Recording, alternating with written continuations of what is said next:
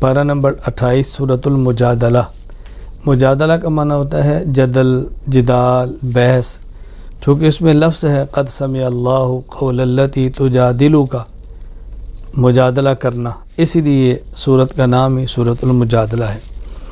اس میں سب سے پہلے ایک زہار کا حکم بیان فرمایا ہے۔ اگر کوئی شخص اپنی بیوی کو کہہ دے تو ایسے ہے جیسے میری ماں ہے، تیرا سر، تیری پشت ایسے جیسے میری ماں ہوتی ہے، تو مجھ پر میری ماں کی طرح حرام ہے، یا ایسی عورت سے تشبیہ دے دے جیسے نکاح کرنا جائز نہیں، ماں، بہن، بیٹی، تو صورت میں بیوی اس پر حرام ہوتی ہے۔ بیوی کے حلال اور شرط ہے کہ آدمی غلام آزاد کرے، غلام نہیں ہے تو 2 ماہ کے مسلسل روزے رکھے، وگرنہ نہیں رکھ سکتا تو پھر 60 مسکینوں کو کھانا کھلائے۔ یہ زہار ہے، یہ مسئلہ بیان فرمایا۔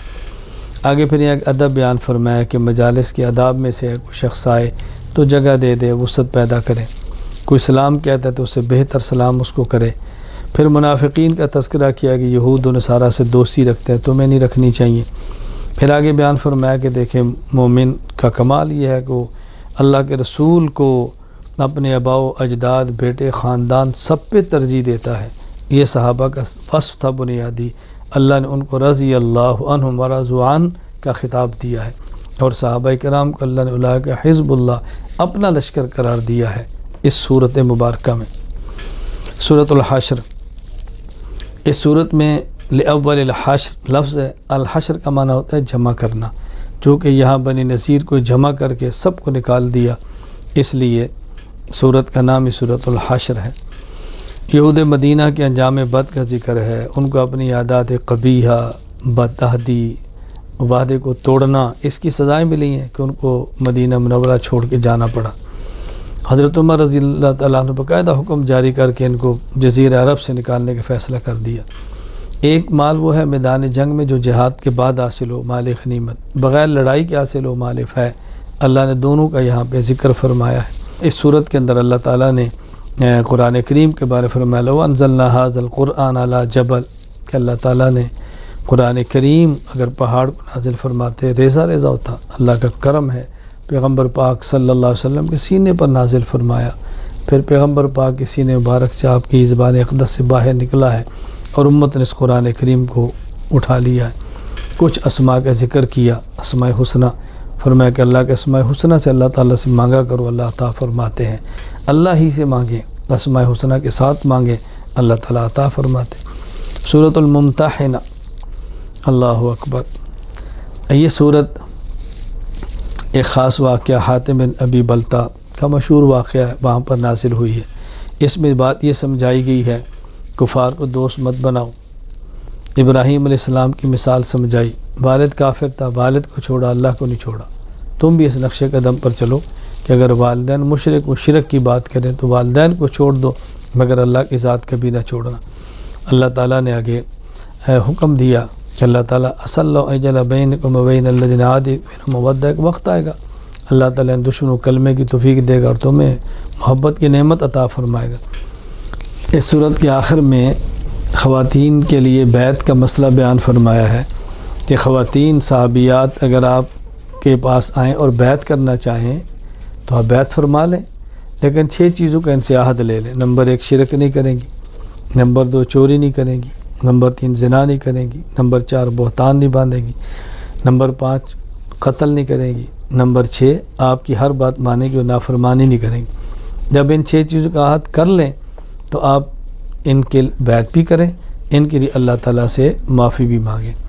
تو دیکھیں صورت کے اندر بیعت کا ذکر موجود ہے، تو بیعت کرنا ثابت ہے قرآن کریم کی آیت مبارکہ سے۔ سورۃ الصف، اس صورت میں صفہ کا ذکر ہے، صف باندھنا، اس لیے صورت کا نام ہی سورۃ الصف ہے۔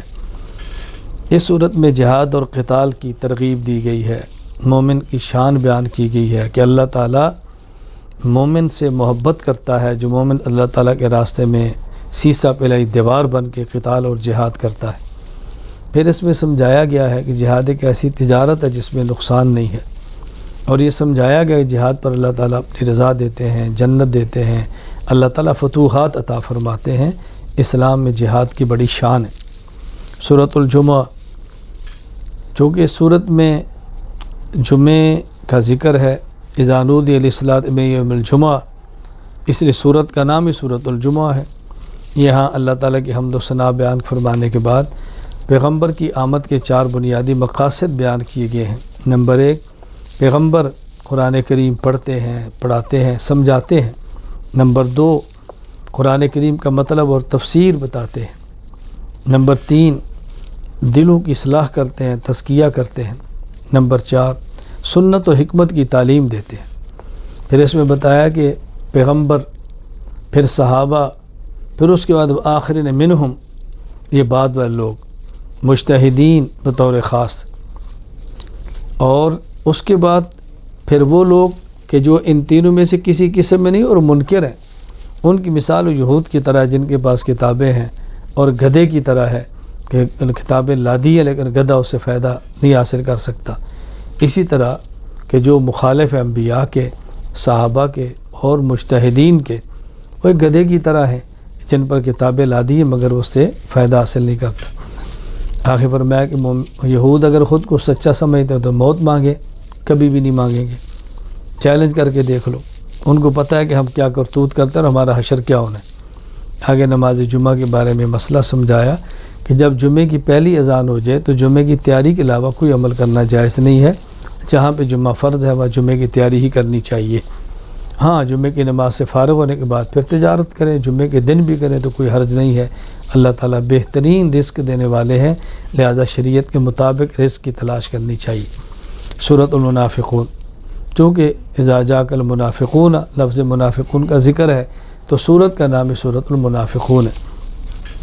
منافقین کی عادات ہے، اسلام کے دشمن ہیں، جھوٹ بولتے ہیں، دھوکہ دیتے ہیں، ظاہر میں کچھ ہے باطن میں کچھ ہے، تمہارے یہاں تو اچھے بنتے ہیں، پیٹھ پیچھے غلط باتیں کہتے ہیں، پیغمبر کی مخالفت کرتے ہیں۔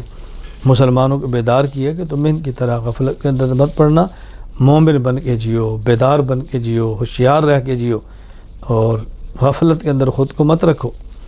سورۃ التغابن، ہار اور جیت، چونکہ اس میں ہے ذالک یوم التغابن، قیامت کا دن ہار اور جیت کا دن ہے۔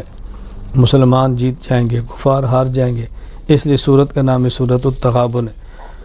یا پہلی قوموں کے کچھ احوال ذکر کیے ہیں، ان کے انجام کو ذکر کر کے ان کو سمجھایا ہے، ناشکری سے بچنے کی ترغیب دی ہے۔ قیامت کے دن جو کافر افسوس کرے گا اس کا ذکر کیا ہے۔ اہل ایمان کو بتایا کہ تمام فتنوں سے بچو، جہاں کفر فتنہ ہے، جہاں قتل فتنہ ہے، جہاں جھوٹ فتنہ ہے، وہاں ایک آزمائش بیوی ہے، آزمائش اولاد ہے، آزمائش تمہارا مال ہے۔ اس آزمائش کے اندر بھی سرخرو ہونے کی کوشش کرو۔ کیا مطلب؟